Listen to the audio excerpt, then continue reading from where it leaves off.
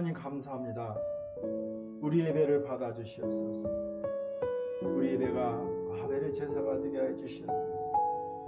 주님 기뻐 받으시는 예배 되게 하시고, 저희들 부르짖을 때 하늘에서 들으시고, 삶의 저주가 끊어지며 질병이 치유되고 귀신이 떠나가는 주의 임재가 있는 예배 되게 하여 주옵소서. 예수님의 이름으로 기도합니다.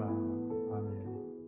저는 본문 말씀을 가지고 형통의 복을 받는 비결이라는 제목으로 하나님의 말씀을 전하도록 하겠습니다. 삶을 살아가다가는 다 비결이 있어요.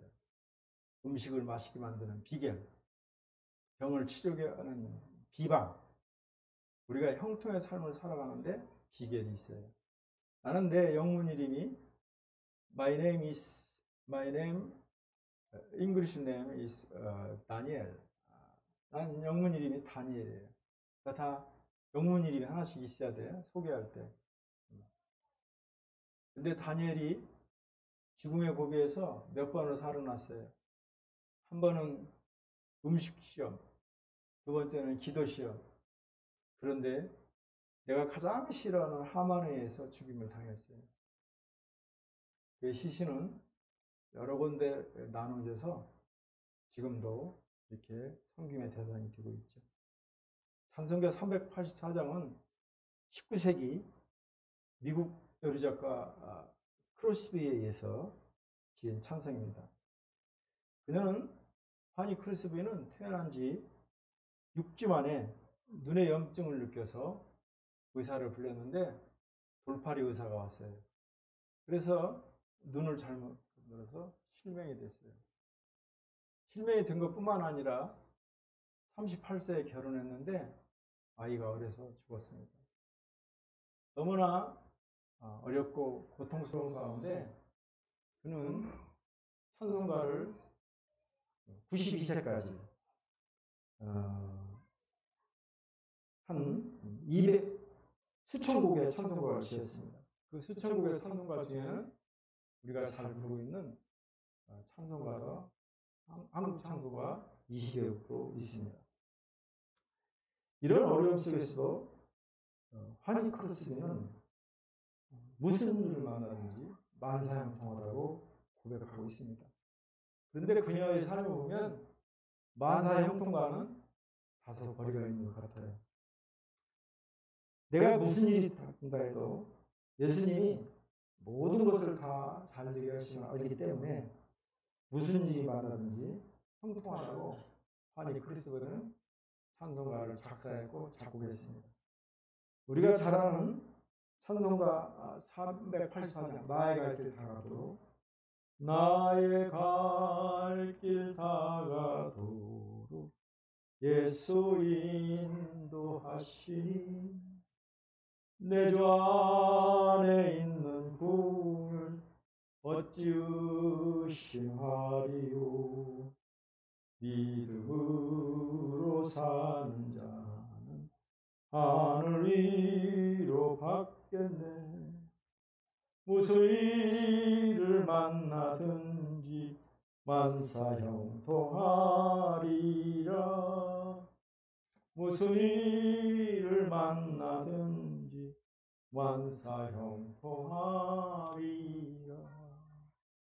눈이 보이지 않는 맹인 파니 크로스비는 이렇게 말합니다. 내가 앞을 보지 못하는 것은 보는 것보다 더 위대한 일을 이루시는 하나님의 뜻이 있다고 말하고 있습니다. 나는 그분께 늘 감사합니다. 비록 나에게는 소중한 것이 없지만 하나님은 나에게 더 소중한 것을 주셨습니다. 그것이 그분의 뜻이며 그것이 하나님의 소명입니다. 파니 크로스비는 역경에도 불구하고 하나님과 동행했습니다. 우리가 잘 되고 잘 사는 것보다 더 중요한 거 하나님과 동행한다는 것. 어떠한 일이 있더라도 하나님 나와 함께 하신다. 이 믿음을 잃어서는 안 돼요. 나의 주변 사람들이 나의 형통함을 통해 하나님을 알게 되고 그 축복을 흘려버리는 진정으로 형통한 자가 되기를 주의 이름으로 축복합니다. 형통이란 말은 우리 대한민국 사람들이 가장 좋아하고 많이 사용하는 말 중에 하나입니다. 어느 집에 가면 만사의 형통이라는 현판이 많이 붙어 있죠. 형통의 사전적 의미는 모든 일이 자신이 원하는 대로 잘 되어가는 것. 흔히 만사의 형통이라는 말을 우리는 많이 씁니다. 이것은 온갖 일이 자신이 뜻한 대로 잘 되고 번영한다는 뜻입니다. 이러한 의미를 볼 때 형통이라는 말은 목적한 바를 이룬다. 그래서 성공이라는 말도 다소 포함하고 있습니다. 물론 만사의 형통이 성공이라는 말은 아니지만 그러한 의미도 포함되어 있다는 것입니다. 성경에 나오는 형통의 개념 역시 큰 틀에서는 다르지 않습니다. 형통은 히브리어로 칠레아우라고 부르는데 이 단어 역시 번성하는 성공적인 뜻을 가지고 있습니다. 다니엘이 어떻게 형통한 복을 누리게 되었는지 살펴보고 우리들도 주께서 주시는 형통의 복을 받기를 주의 이름으로 축복합니다. 먼저 하나님께서는 하나님의 택한 자들을 형통하게 하십니다. 믿지 않는 자를 형통하시지 않아요. 예수 믿는 것이 그래서 참 중요한 거예요. 본문에 등장하고 있는 다니엘은 유다가 바벨론에서 망할 때 1차로 포로로 끌려간 청년입니다. 다니엘이라는 이름은 엘로힘, 하나님이 나와 심판자라는 뜻입니다. 그의 부모가 하나님의 사람으로 이름을 지었습니다. 다니엘은 이름을 지어주신 부모님의 기대와 소원대로 좋은 일이나 고통을 당할 때도 하나님을 찾았습니다. 10대 어린 나이에 바벨론 포로가 되어 머나먼 이국 땅에서 수많은 시험과 역경을 당합니다. 하나님의 도우심으로 바벨론의 사법시험에 합격하는 영경을 누렸으나 우상 제물을 먹는 시험을 당합니다. 다니엘은 뜻을 정하여 우상 제물을 먹지 않아 큰 위기를 당합니다. 그렇지만 주의 도우심으로 잘 해결이 됩니다.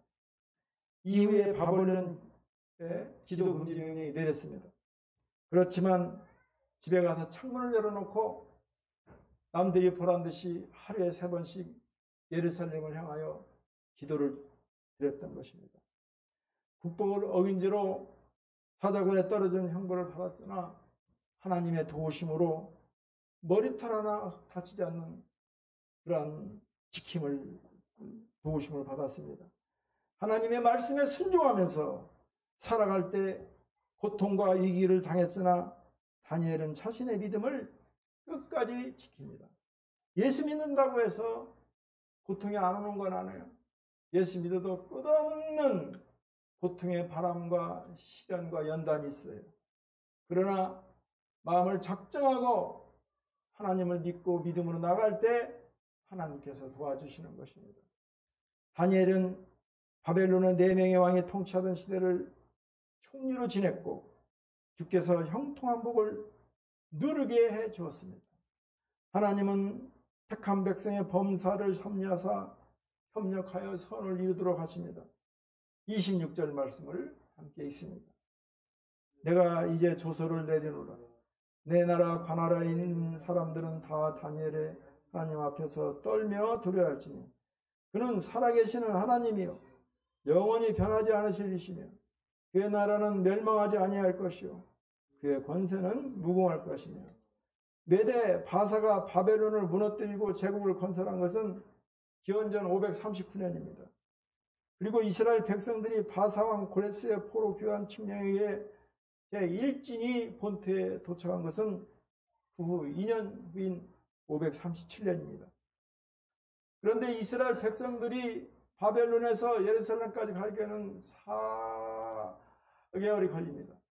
무려 800km가 떨어진 거리였고 그 안에는 이방 민족이 많이 있었습니다.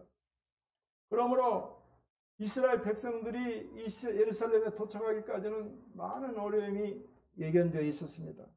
그런데 이러한 포로 교환이 이루어지기 직전에 다니엘의 사자굴 사건이 그와 관련한 다리오 왕의 조서방포 사건이 발생한 것입니다. 여기서 다니엘의 사자굴 사건은 분명 메대 바다 과도 제국을 종식시키고 바사 제국을 건설한 고레스 왕이 호렙 칙령을 반포하게 되는데 상당한 영향을 미쳤습니다. 그리고 다리 왕 조선은 이스라엘 백성들이 본토로 귀환할 때 이민족들, 타민족들이 이스라엘 백성들에게 유해를 가하지 못하도록 상당한 영향력을 끼쳤습니다. 이렇게 볼 때 다니엘의 사자굴 사건은 하나님께서 이스라엘 백성들의 이상을 높이고 그들의 귀환을 위하여 예비하신 사건이라 할 수 있습니다. 그리고 이 사건은 어찌 보면 다니엘이 예루살렘을 향하여 수십 년간 하나님을 향해 간구한 바 선민의 회복을 위한 기도응답이라고 할 수 있습니다. 그러므로 우리 하나님께서는 그 사랑하는 자들에게 그 모든 것이 협력하여 선을 이루도록 하십니다. 당장에는 불행한 일, 이기같이 보이는 일도 믿음의 눈으로 보면 궁극적으로 선이 되고 유익이 되는 것입니다. 그러므로 우리들은 비록 현실적으로 불행한 일처럼 보일지라도 크나큰 위기에 직면한다 할지라도 두려워하거나 낙심해서는 안 됩니다. 눈앞에 보이는 현실에 연연해서도 안 됩니다. 하나님이 그 일을 통해 이루고자 하는 하나님의 큰 구원으로 당신들의 생명을 보존하고 당신들의 후손을 세상에 두시려고 나를 당신들보다 먼저 보내셨나니 그런즉 나를 이리로 보낸 이는 당신들이 아니요 하나님이시라. 하나님이 나를 바로에게 아버지로 삼으시고 그 온 집의 주로 삼으시며 애굽 땅의 통치자로 삼으셨나이다. 원대한 계획과 은혜로운 뜻을 아릅니다. 요셉은 바로 자기의 죽음의 위험과 여러 가지 환난과 형들의 배신을 하나님의 뜻과 하나님의 계획으로 받아들였던 것입니다. 하나님이 나를 바로에게 아버지로 삼으시고 그 온 집의 주로 삼으시며 애굽 온 땅의 통치자로 삼으셨나이다. 우리들도 뜻을 정하여 하나님을 믿고 섬기는 택한 자들을 형통하게 하신다는 말씀을 믿으며 일상을 살아가시기를 주의 이름으로 축복합니다. 다음으로 축복의 길을 가는 우상 숭배를 버려야 됩니다. 하나님께서 이스라엘 백성들을 위하여 예비하신 축복이 그들이 우상 숭배를 하자 축복이 저주로 바뀐 것입니다. 성경에서 우상이란 무엇입니까? 성경에 이르기를 우상은 은과 금이요 사람의 수공물이라. 입이 있어도 말하지 못하고 눈이 있어도 보지 못하며 귀가 있어도 듣지 못하며 코가 있어도 맞지 못하고 손이 있어도 만지도 못하며 발이 있어도 걷지도 못하며 목구멍으로 소리도 못하니라. 우상을 만드는 자와 그것을 의지하는 자가 다 그와 같으리라. 시편 114편 15편 4절에서 8절 말씀입니다. 그러나 우상은 이와 같이 사람이 만든 것이니 자연물과 짐승에게 절하고 섬기는 것만이 아닙니다. 신약성경에 우상의 정의가 나오는데 골로새서 3장 5절에서 6절 말씀입니다. 그러므로 땅에 있는 지체를 죽이라. 곧 음란과 부정과 사욕과 악한 정욕과 탐심이니 탐심은 우상 숭배이니라. 이것들로 말미암아 하나님의 진노가 임하느니라. 하나님 외에 정욕으로 더 사랑하고 숭배하는 대상이 있다면 그것이 우상입니다. 자녀나 돈이나 지위나 회사의 권력 등을 하나님보다 더 사랑하는 것이 우상입니다. 그 결과 하나님의 진노를 받아 하나님의 저주가 임하여 하나님마다 안 되는 것입니다. 우리들도 예수 그리스도 안에서 축복이 예비되어 있지만 우상을 섬기면 축복이 저주로 바뀌게 됨을 알아야 됩니다. 하나님 외에 우상을 섬기는 죄를 짓지 말아야 됩니다. 마지막으로 주님의 뜻대로 감사하며 살아가야 됩니다. 다니엘과 그의 친구들은 고난과 시험을 당할 때 뜻을 정하고 주님의 뜻대로 범사에 감사하며 살았습니다. 환난과 시련을 신앙으로 이해한 자만이 참된 형통의 의미를 알 수 있습니다. 28절 말씀을 우리 함께 읽습니다. 이 다니엘이 다리아오 왕 시대와 바사 사람 고레스 왕 시대에 형통하였더라. 사람들은 일반적으로 형통이라 하면 원하는 모든 것이 잘 되고 하는 일마다 순탄하게 성공하는 것으로 생각하는데, 하나나거지와 이 죄악된 이 세상, 환난과 풍파가 언제 어디서 불어닥칠지 모르는 이 세상에서 이러한 형통은 어디 없습니다. 그거는 꿈에 불과합니다. 성경은 진정 형통한 자들이 누리는 복된 삶의 결과만 아니라 그 자리에 서기 위한 과정까지도 가르쳐주고 있습니다.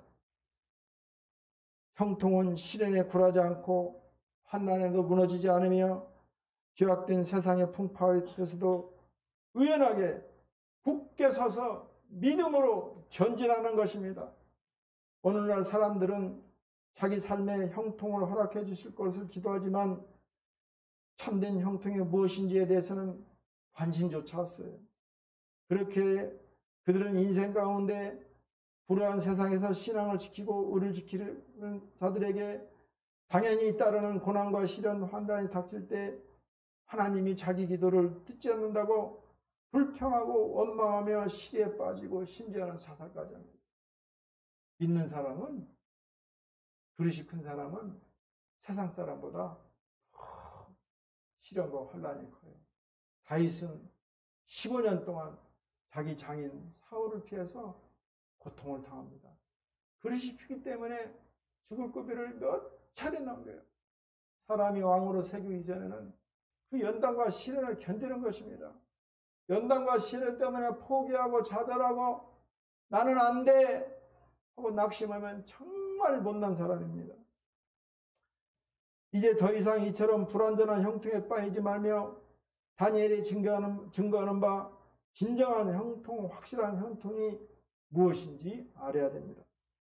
그래야 할 때 우리는 어떤 시련과 환난을 풍파에서도 잠잠히 하나님의 도우심을 구하며 그 시련과 풍파 가운데서도 우리를 구원하시고 더 큰 축복의 길로 인도하시는 하나님으로 인해 참된 형통이 무엇인지를 체험하는 것입니다. 창세기 39장 1절 말씀입니다. 요셉이 이끌려 애굽에 내려가며 바로의 신하 친위대장 애굽 사람 보디발이 그를 그리로 데려간 이스마엘 사람의 손에서 요셉을 산이라. 여호와께서 요셉과 함께 하심으로 그가 형통한 자가 되어 그의 주인 애굽 사람에게 있으니. 이인영 집사님은 충청도 서산에서 작은 식당을 운영했습니다. 그런데 1988년 IMF가 닥치자 식당이 안 되는 거예요. 남편은 손님상에서 같이 술을 먹고 그 술상이 끝나면 밤새도록 돌아다니면서 술에 취해 술 주정뱅이가 됩니다. 점점 아내와 다투고 그리고 연거푸 그 술을 마심으로 부부싸움이 잦아집니다. 집사님은 22일 작정 기도를 합니다. 하나님, 지금 운영하는 식당을 팔게 해주시든지 아니면 혼자 운영할 수 있는 식당으로 업종으로 바꿔주세요. 간절히 기도합니다. 그러던 어느 날 목사님께서 설교하는 중에 처음부터 목이 나쁜 자리는 없습니다. 다만 하나님과의 관계가 올바르지 못해서 어려운 상황을 맞게 됩니다. 하나님과의 관계만 좋다면 어디서든지 성공할 수 있습니다. 내가 삶을 살아가는데 갑자기 돈이 없다든가 갑자기 자녀들이 병든다든가 갑자기 내 몸에 질병이 생기면 뒤돌아보세요. 그것이 시험인지 유혹인지. 그 말을 듣고 정신이 번쩍 든 집사님은 자신이 하나님과의 관계가 올바르지 않았기 때문에 하나님의 축복을 받지 못함을 깨달았고 하나님 앞에서 회개하며 눈물을 흘며 기도하기 시작했습니다. 그 후로는 감사와 기쁨으로 손님들을 맞습니다. 환경은 변하지 아니했습니다. 그러나 회개하고 눈물로 기도했을 때 손님들이 오면은 90도로 전하고 감사하며 기뻐했습니다. 해장국을 만들어야겠다는 아이디어가 생겼습니다. 계획을 진행시키는 도중에 남편이 반대합니다. 그게 수지타산이 안 맞다는 것입니다. 집사님은 더욱 기도하며 응답의 확신을 찾았고 해장국을 팔기 시작합니다. 처음 2명으로 시작했던 해장국집이 종업원이 6명으로 불어납니다. 그리고 해장국을 먹기 위해서 표를 뽑고 그 줄이 밖에까지 늘어섭니다. 믿음을 가지고 기도하며 하나님과 함께 하심을 신뢰하고 감사와 기쁨의 마음을 지니면 하나님께서 축복하시고 하나님께서 이루어 가십니다. 하나님께서 축복하시기로 작당했다면 누구도 말릴 수가 없습니다. 하나님이 높이시기로 작당했으면 누구도 내릴 수가 없습니다.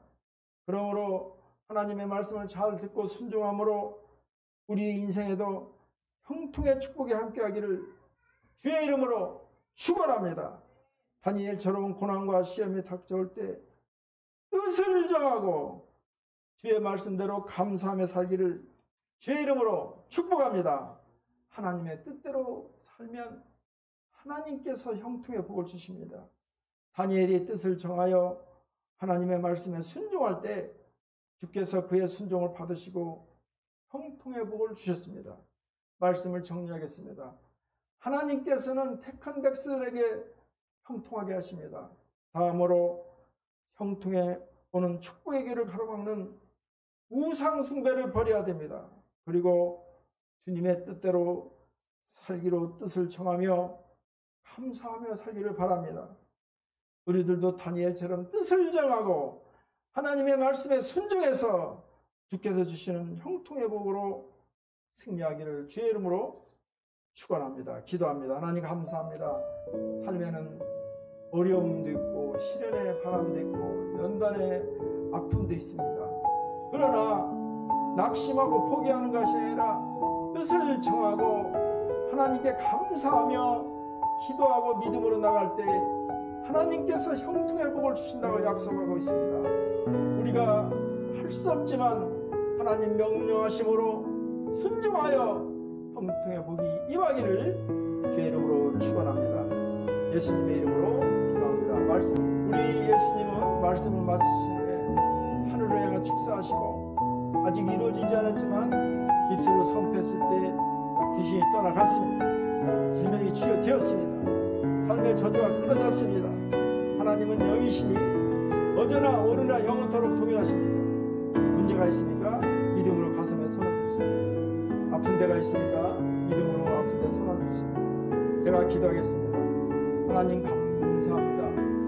살아계신 하나님 아버지, 문제만 보고 낙심하고 포기하는 것이 아니라 오늘 다니엘과 같이 뜻을 정하고 담대하게 믿음으로 기도하며 나가게 해주시옵소서. 물질의 문제가 있습니까?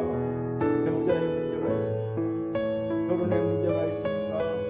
환경의 문제가 있습니까? 일자리의 문제가 있습니까? 우리 하나님께서 간증의 도구 사용할 줄 믿습니다. 예수의 이름으로 명한다. 우리를 괴롭히는 각종 문제는 목금을 묶고 떠나갈지어다. 저주받은 사단 마귀야, 우리 성도 곁에서 우리 교회 곁에서 떠나가라. 너희들과는 상관이 없느니라. 아버지, 몸이 아파서 아픈 데 소아과 당뇨병, 위장병, 약물 중독, 눈에 보이지 않는 것, 낙심, 절망, 실망, 하나님 주 예수의 보혈의 피로 안수해 주시옵소서. 머리에서 발끝까지 안수해 주시옵소서. 성령의 불이 임할지어다. 예수 보혈의 피가 흐를지어다. 주의 시간 치료해 주시고 하나님 믿음의 눈으로 바라보게 하여 주옵소서. 예수 보혈의 피가 머리에서 발끝까지 흐를지어다. 병마야 썩 물러갈지어다. 주여 치료하여 주옵소서. 예수님의 이름으로 기도합니다. 아멘.